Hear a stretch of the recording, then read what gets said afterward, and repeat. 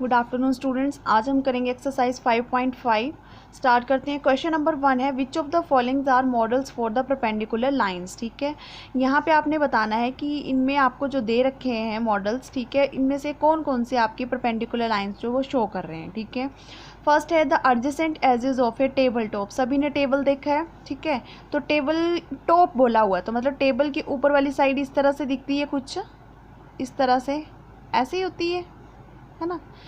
तो ये आपका मान लो टेबल टॉप है, तो आपने यहाँ पे बताने की जो इसके एडजेसेंट एजेस हैं, मतलब साथ वाले एजेस हैं, क्या वो आपके परपेंडिकुलर लाइंस को शो कर रहे हैं, परपेंडिकुलर बना रहे हैं। अब सबसे पहले आपको परपेंडिकुलर पता होना चाहिए। इस तरह से हमारे पास एक लाइन होती है और इस तरह से आपकी अगर वर्टिकल लाइन इस लाइन को टच करती है और ये यहाँ पे अगर 90 डिग्री का एंगल बनता है तो हम उसे क्या बोलते हैं कि ये कैसी लाइंस हैं आपस में, परपेंडिकुलर लाइंस। ठीक है, इस तरह की लाइंस कौन, जहाँ पे आपका 90 डिग्री का एंगल बनेगा वो आपकी कौन सी लाइन होंगी, परपेंडिकुलर लाइंस। ठीक है, तो अब इसकी टेबल टॉप के एडजेसेंट एजेस बोले, मतलब जैसे कितनी साइड्स हैं इसकी, 1 2 3 एंड 4। ठीक है, अगर मैं बोलूँ इसकी एडजेसेंट साइड कौन सी है तो ये भी हो सकती है, ये भी हो सकती है, साथ वाली। ठीक है, अगर इसकी बोलूँ तो ये भी हो सकती है और ये भी हो सकती है। ठीक है, तो बेटा देख सकते हैं हम कि आपको पता है टेबल टॉप ये कुछ रेक्टेंगुलर की फॉर्म में लग रहा है ना। तो रेक्टेंगल के सभी एंगल जो होते हैं वो कितने डिग्री के एंगल बनाते हैं, वो 90 डिग्री के। ठीक है, अगर इसको थोड़ा सा ध्यान से देखें, ये वाली नीचे वाली साइड है ना, तो इसका एडजेसेंट साइड कौन सी हुई, ये वाली, और इस साइड से कौन सी हुई, ये वाली। तो आप देख सकते हैं 90 डिग्री का एंगल बना रही है, इट मीन्स दैट कि ये परपेंडिकुलर लाइन को शो कर रही है। ठीक है, तो इसका आंसर क्या होगा, परपेंडिकुलर लाइन, सीधा ही लिखना है आपने। ठीक है, the line of railway track कैसी होती है, रेलवे ट्रैक की लाइंस कैसी होती है, कुछ इस तरह से होती हैं। और ये वाली लाइंस बेटा कौन सी लाइंस होती हैं, जो इस तरह से होती हैं, जो आपस में कभी भी नहीं मिलती हैं। ठीक है, किसी भी पॉइंट पे नहीं मिलती हैं। ठीक है, और इन लाइंस को बेसिकली हम क्या बोलते हैं, पैरेलल लाइंस। ठीक है, तो ये परपेंडिकुलर लाइंस नहीं है, तो क्या लिखेंगे, नॉट परपेंडिकुलर। इसका आंसर क्या होगा, सॉल्यूशन नॉट परपेंडिकुलर। ठीक, the line segment forming the letter L. अब एल को देखो ध्यान से, तो ये भी 90 डिग्री का एंगल बना रहा है, इस तरह से 90 डिग्री का एंगल बन रहा है, तो ये भी परपेंडिकुलर लाइन शो कर रहा है, तो इसमें भी आप लिख देंगे। ठीक है, नेक्स्ट है आपका लेटर वी। अब वी आपका 90 डिग्री का एंगल नहीं बना रहा है, अगर इसको थोड़ा सा मैं रोटेट करके देखूँ इस तरह से, तो देख सकते हैं 90 डिग्री का एंगल तो बिल्कुल इस तरह से होता है ना, सीधा। अभी अंदर की तरफ आ रहा है, अंदर की तरफ क्या हो रही है, डिक्रीज कर रहा है, तो 90 से कम है।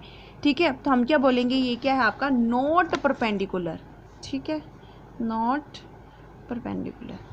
नेक्स्ट क्वेश्चन देखो, let P Q be the perpendicular to the line segment X Y and let P Q and X Y intersect in the point A, what is the measure of angle P A Y. देखो यहाँ पे आपके पास दो line segment दे रखे हैं। ठीक है, एक आपके पास दे रखा है पी क्यू और दूसरा दे रखा है आपके पास एक्स वाई। अब बोले कि ये इस पॉइंट पे इंटरसेक्ट करे, मैंने बताया आपको इंटरसेक्टिंग लाइन कौन सी होती है, जो किसी, जैसे मान लो ये लाइन है, ठीक है, दूसरी वाली लाइन है, इस पॉइंट पे कट कर, जो आपस में कट करती हैं किसी पॉइंट पे, वो कौन सी लाइंस होंगी, आपकी इंटरसेक्टिंग लाइन। और जिस पॉइंट पे वो कट करती है वो कौन सा पॉइंट होता है, आपका इंटरसेक्टिंग पॉइंट। ठीक है, तो वैसे ही आपकी ये वाली लाइन जो पी क्यू और एक्स वाई इंटरसेक्टिंग लाइन है, क्योंकि ये एक पॉइंट पे कट कर रही है और उस पॉइंट को उन्होंने नाम दे दिया है ए। ठीक है, अब आपने एंगल, अब देखो ये बन गया पी ए वाई, आपने इसकी मेजरमेंट बतानी है। ठीक है, तो आप देख सकते हैं बिल्कुल ये सीधा है, तो कितने डिग्री का एंगल है, ये 90 डिग्री का एंगल। कितने डिग्री का एंगल बना रही है, ये 90 डिग्री का एंगल। ठीक है, क्वेश्चन नंबर 4 देखिए, स्टडी द डायग्राम। ये आपको डायग्राम दे रखी है, the line L is perpendicular to the line M. ये वाली लाइन जो एल है वो एम के परपेंडिकुलर है। ठीक है, अब आपने इनके आंसर करने हैं। ठीक, आपको थोड़ा सा डायग्राम में प्रॉब्लम आ रही होगी, एक मिनट रुको। आप देख सकते हैं, आप इस तरह से आपके पास ये एक लाइन आपके पास एल है, दूसरी वाली आपके पास कौन सी है, एम है। ठीक है, इसकी हमने नेमिंग कर दी 0 1 2 3 4 अप टू 8 तक का इसके ऊपर लिखा है, ये नेम दे दिया A B C D E F G H, है ना, इस तरह से। अब क्वेश्चन 1 क्या पूछा है, is C E equal to E G. ठीक है, क्या सी ई जो वो ई जी के इक्वल है, तो आप देख सकते हैं बेटा, मैंने आपको पहले बताया 0 से लेकर 1 तक इसको 1 यूनिट काउंट करेंगे। ठीक है, फिर आप देख सकते हैं 1 1 का गैप है सभी में, है ना, तो फिर 1 से लेकर 2 तक 2 यूनिट हो गया, फिर 3, फिर 4, इस तरह से इसको काउंट करना है। अब C कहाँ पे, ये है, सी ई जो है वो किसके इक्वल बताया गया यहाँ पे, ई जी के। तो सी ई तक काउंट करो कितने यूनिट का आ रहा है। सी से लेकर डी तक 1 हो गया, डी से लेकर ई तक 2 हो गया। अब ई जी तक करो काउंट, 1 2 इक्वल है। तो क्या आएगा इसका आंसर, क्या लिखेंगे हम, यस। क्या आंसर लिखेंगे इसका हम, यस। ठीक है, नेक्स्ट वाला देखो कि ये जो आपके स्टेटमेंट है वो क्या है आपके पास, ट्रू है, मतलब यस करना है आपने इसको। डज पी ई बाइसेक्ट सी जी, बोले क्या पी ई जो वो बाइसेक्ट करेगा सी जी को। बाइसेक्ट का मतलब क्या होता है, जैसे ये हमारे पास इस तरह से है ना लाइन आपकी दो, एक एल है एक एम है, ठीक है। बाइसेक्ट का मतलब होता है कि किसी लाइन को जब दूसरी लाइन जो है वो कट करती है तो उसको इक्वल पार्ट में डिवाइड कर देती है। ये वाला पार्ट भी इक्वल हो जाएगा और ये वाला पार्ट भी इक्वल हो जाएगा। समझ आ गई बात।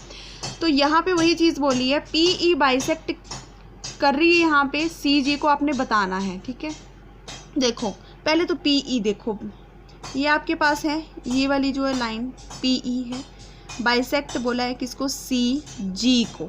अब सी से लेकर जी तक, ये है आपका सी से लेकर जी तक, ठीक है। काउंट करो 1 2 यहाँ तक, ठीक है। 2 यूनिट ये हो गया।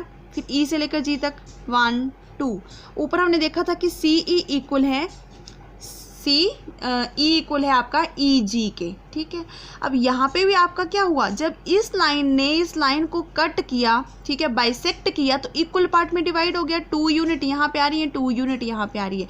तो हम क्या बोल सकते हैं कि yes, because C E equal to E G. ठीक है, नेक्स्ट देखो, identify any 2 line segment for which P E is perpendicular bisector. अब आपने 2 लाइन सेगमेंट आइडेंटिफाई करने हैं जो आपके परपेंडिकुलर बाइसेक्टर हों, मतलब आपस में कितने डिग्री का एंगल बनाए, 90 डिग्री का। ठीक है, बाइसेक्टर का मतलब मैंने आपको बताया कि 2 इक्वल पार्ट में डिवाइड होना। ठीक है, अब यहाँ पे पी ई देखो, अगर हम डी ई की बात करें, कुछ भी उठा सकते हैं आप, डी एफ ले लो, डी सी जी ले लो, ठीक है। अब सेंटर वाला लाइन कौन सी लाइन, ये वाली जो ई पी है ना आपकी, ये बाइसेक्ट कर रही है आपकी इस एल को। ठीक है, तो आप देख सकते हैं अगर मैं लूँ यहाँ पे डी एफ, तो डी से लेकर ई तक 1 पार्ट हो गया, ई से लेकर एफ तक हो गया आपका 1 पार्ट हो गया, है ना। तो इक्वल पार्ट हो गए, तो हम क्या बोल सकते हैं कि डी एफ क्या है आपका परपेंडिकुलर बाइसेक्टर है। सिमिलरली हम अगर सी जी को ले तो भी ये इक्वल पार्ट में डिवाइड हो रहा है। सी से लेकर ई तक 2 यूनिट का डिफरेंस आ रहा है और ई से लेकर जी तक 2 का आ रहा है। तो हम क्या ले सकते हैं नेक्स्ट वाला,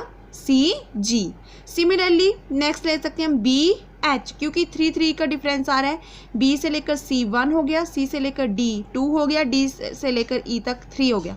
सिमिलरली यहाँ से लेकर यहाँ तक 1 2 3। तो क्या ले सकते हैं हम परपेंडिकुलर बाइसेक्टर, क्या क्या आ सकते हैं आपके, डी एफ आ सकता है आपका, सी जी आ सकता है और बी एच आ सकता है। क्लियर। लास्ट है आपका आर दीज 2। अब आपको यहाँ पे दे रखे हैं ये 3 पार्ट हैं, आपने बताने कि इनमें कौन सा ट्रू है। ए सी क्या ग्रेटर देन है एफ जी से, तो आपने यूनिटी काउंट करनी है। सबसे पहले तो देखो ए सी, ए से लेकर सी तक, यहाँ से लेकर ए बी तक हो गया 1 यूनिट, बी से लेकर सी तक हो गया 2 यूनिट, यानी कि ए सी आ रहा है आपका 2 यूनिट के इक्वल। अब एफ जी का देखो, एफ जी का देखो, एफ जी तो आपका 1 यूनिट ही आ रहा है। इट मीन्स दैट कि आपका ये 2 जो है वो 2 यूनिट आपका ग्रेटर देन है 1 यूनिट से, तो ये क्या हो गया आपके पास, ट्रू। ठीक, नेक्स्ट सी डी क्या जी एच के इक्वल है, तो सी डी में आपका 1 यूनिट का गैप है और जी एच में भी आपका 1 यूनिट का गैप है, तो दोनों ही क्या हो गया आपके पास, ट्रू। ठीक, नेक्स्ट बी सी जो वो लेस देन है ई एच से। अब बी सी देखो, ये है बी सी 1 यूनिट हो गया, और ई एच देखो, ई से लेकर एच तक, तो ये 3 यूनिट का गैप हो गया, 1 2 3। तो ये सामने दिख रहा है कि आपका ये भी क्या है, ट्रू है। क्लियर। तो ये थी एक्सरसाइज आपकी 5.5, बाकी करेंगे हम कल। Thank you.